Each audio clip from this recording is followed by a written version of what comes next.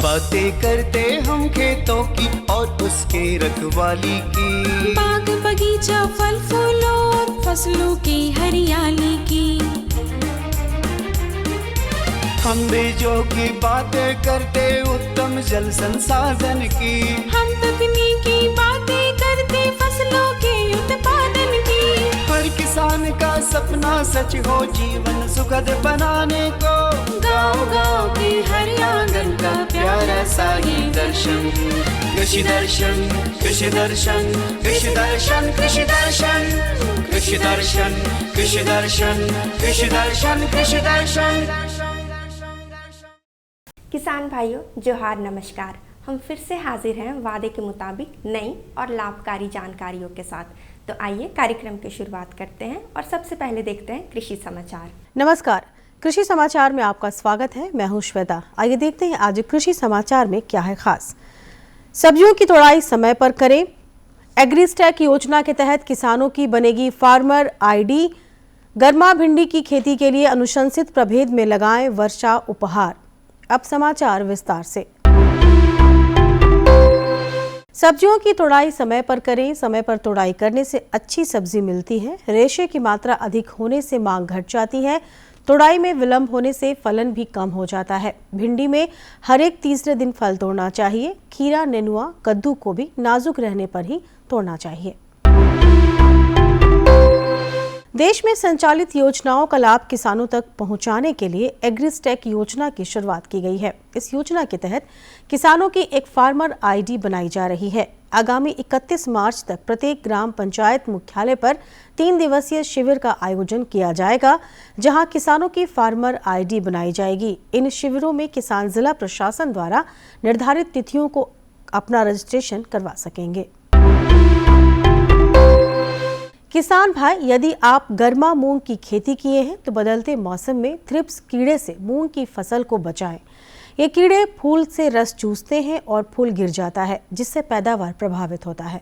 गर्मा मूंग की फसल में लगने वाले थ्रिप्स कीड़े से फसल को बचाने के लिए इमिडाक्लोप्रिड दवा 1 मिलीलीटर मात्रा को 1 लीटर पानी में मिलाकर मूंग की फसल पर छिड़काव करें।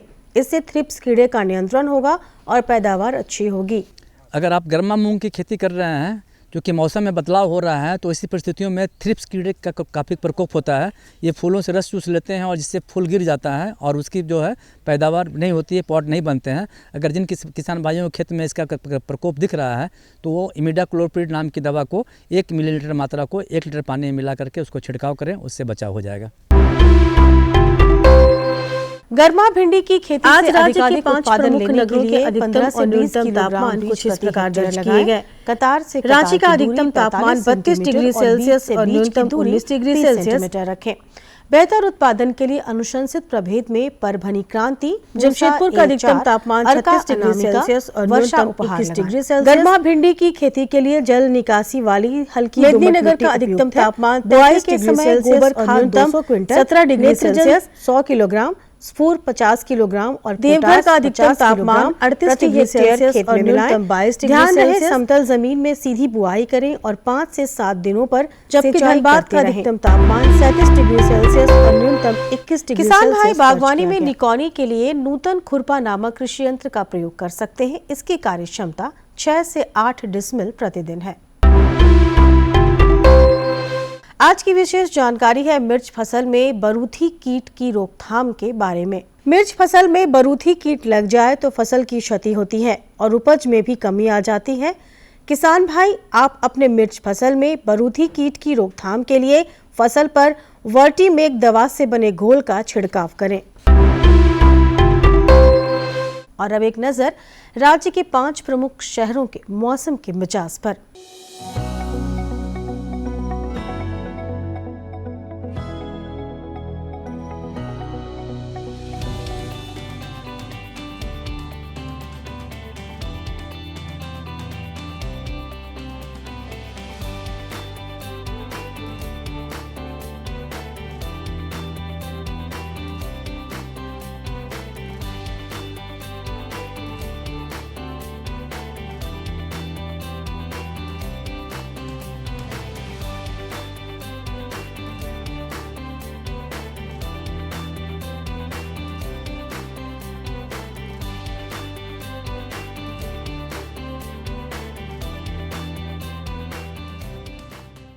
कृषि समाचार में आज इतना ही। अगले दिन अगले अंक में फिर मिलेंगे कुछ नई जानकारियों के साथ। तब तक के लिए दीजिए इजाजत। नमस्कार, जोहार। अभी आपने देखा कृषि समाचार, जाना मंडी भाव, साथ ही अगले 24 घंटे के अंदर मौसम के मिजाज के बारे में।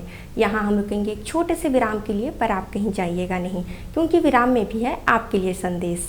किसानों के चेहरे पर खुशहाली, हर खेत को मिल रहा है पानी। ये है न्यू इंडिया की कहानी। फसलों की भरपूर पैदावार के लिए बीज और खाद के साथ साथ जल एक महत्वपूर्ण कारक है। पानी की बचत न केवल मिट्टी के स्वास्थ्य में सुधार करती है, बल्कि उत्पादकता बढ़ाने और पर्यावरणीय लाभ प्रदान करने में भी मदद करती है।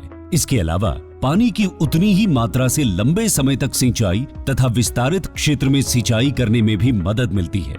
इसे ध्यान में रखते हुए माननीय प्रधानमंत्री श्री नरेंद्र मोदी जी के दूरदर्शी नेतृत्व में कृषि एवं किसान कल्याण मंत्रालय ने साल 2015-16 में पर ड्रॉप मोर क्रॉप यानी प्रति बूंद अधिक फसल योजना लागू की थी। पर ड्रॉप मोर क्रॉप पर सरकार का बहुत जोर है और ये समय की मांग भी है। साथियों, माइक्रो इरिगेशन भी इनपुट कॉस्ट कम करने का और ज्यादा प्रोडक्शन का बहुत बड़ा माध्यम है और एक प्रकार से एनवायरनमेंट की भी सेवा है। सूक्ष्म सिंचाई के माध्यम से उपलब्ध जल संसाधनों के उपयोग को इष्टतम किया जा रहा है। इसका उपयोग सटीक सिंचाई और बेहतर ऑन फार्म जल प्रबंधन प्रथाओं को बढ़ावा देने के लिए भी किया जा रहा है। सूक्ष्म सिंचाई का ये तरीका भंडारित जल के संरक्षण और प्रबंधन में भी मददगार है। सूक्ष्म सिंचाई को 2 तरीकों से अपनाया जाता है। पहला, ड्रिप इरिगेशन।